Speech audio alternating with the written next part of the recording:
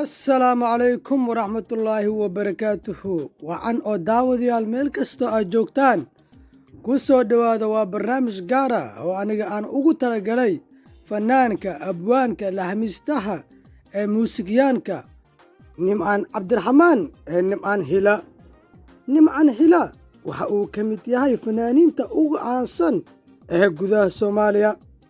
nimcaan hila waxa uu soo saaray heesooyin kala duwan oo mucjisooyin ay wato. fanaankan lagu magacaabo nimcaan cabdiraxmaan nimcaan hila ayaa waxa uu soo qaaday hees aad iyo aad u qurux badan oo shacabka soomaaliyeed aad ugu wada rayaakheen. fanaankan ayaa waxa uu yidhi bartay nolosha isbayd waxa ay furtay buug kalo oo dad badan baraha bulshada aad iyo aad ugu falceliyeen. heestaani ayaa dhowr lamaane ah isku fureen, taasoo ay boogtii iyo dembigii iyaga galeen ay mid kale ay isku wada dhayeen. haddaba marka aan ka hadlayno fanaankani maxay tahay mucjisooyinka asiga uu wato, lambar 1 waa heesihiisa waa mid murti ah oo qaarna la fahmo qaarna aan la fahmin oo af hargeysayaanka uu wato dad qaar sidaasoo u fasirteen.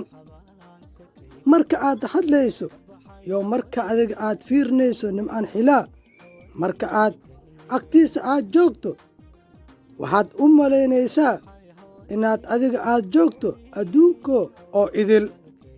haddaba ninkani maxay tahay heesihiisa iyo laxanka yeebow u geeyaa, casmiyuu saartaa?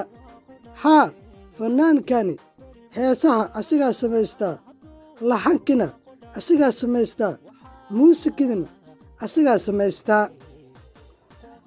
waxaan aniga goordhow ugu tagay nimcaan hila maanabolyo, taasoo inta badan ay shacabka soomaaliyeed ay leeyihiin waxaan u baahannahay nimcaan hila oo heeso wadaniyiin ah ay qaadaan. taariikh nololeedka nimcaan cabdiraxmaan nimcaan hila lama soo koobi karo, heesihiisa fara badan taasoo qayladhaan iyo wax badan soo wada jiidatay. nimcaan hila 2017 waxa uu ka soo tagay magaalada hargeysa ee caasimadda somalilan, ka bacdina waxaa loo soo duuliyey magaalada muqdisho, taasoo maamulka somalilan ay ujeeddooyin gaar ah ku lahaayeen fanaankan oo ay leeyihiin waa fanaan aniga noo qalamo. hase yeeshee dowladda ka dhisanta muqdisho ayaa fanaankan qabsatay iyagoo xilligaasi xukunka haystay ra-iisul wasaare khayre, taasoo nimcaan hila iyo ra-iisul wasaare khayre aad isku fiicanaayeen. nimcaan hila iyo axmed rasti waxa ay soo saareen heesooyin kala duwan, taasoo ah heesooyin ka turjumayso wadaniyadda soomaaliyeed oo inta badan maamulka somalilan ka carareen. heestaasi oo ah somalilan ma jeceli soomaaliya, balse waxa ay rabtaa fanaankan uu yahay fanaan hargeysayaan in uu yimaado magaalada hargeysa.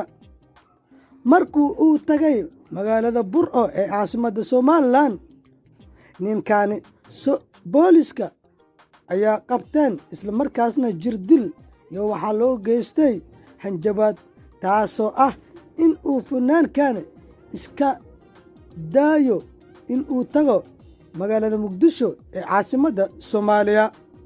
haddaba fanaankan muxuu yahay fanaan abwaan laxamisti wadani?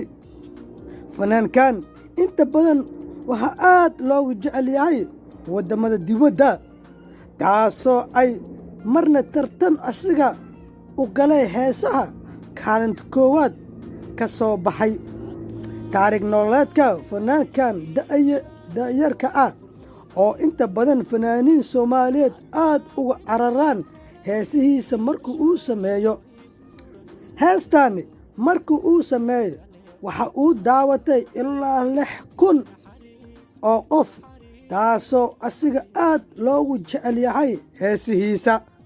haddaba fanaankan waxa uu soo saaray hees la yidhaahdo milgi, oo inta badan shacabka Soomaaliyeed iyo gayiga adduunka aad loogu falceliyey fanaankani da'yarka ah ee Nimcaan Cabdiraxmaan Nimcaan Hilaac.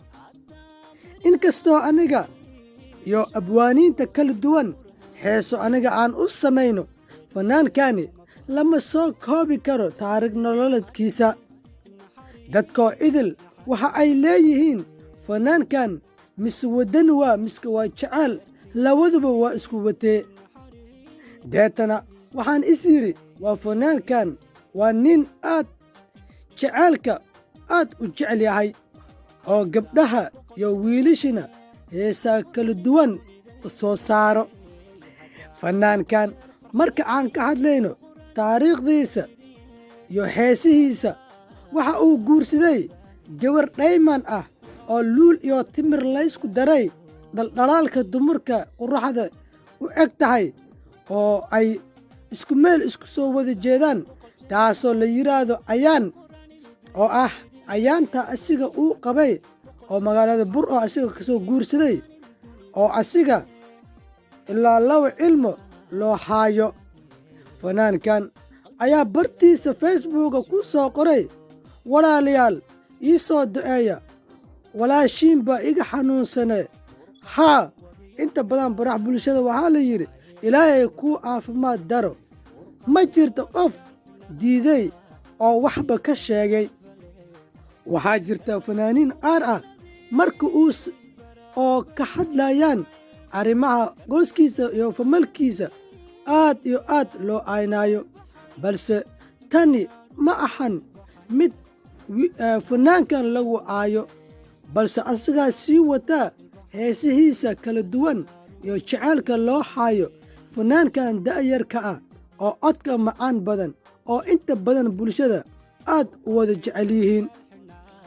marka aan ka hadlayno fanaan Nimcaan Hilaac oo ah muusikyan, ballaxmiisti iyo codduubisle, kulli isku kaa wada dar. fanaankan ayaa asiga aad u jecel yahay.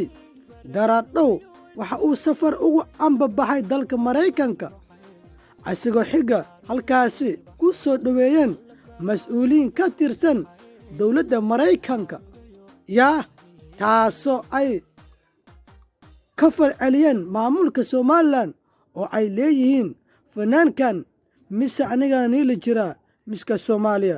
barnaamijkeena waa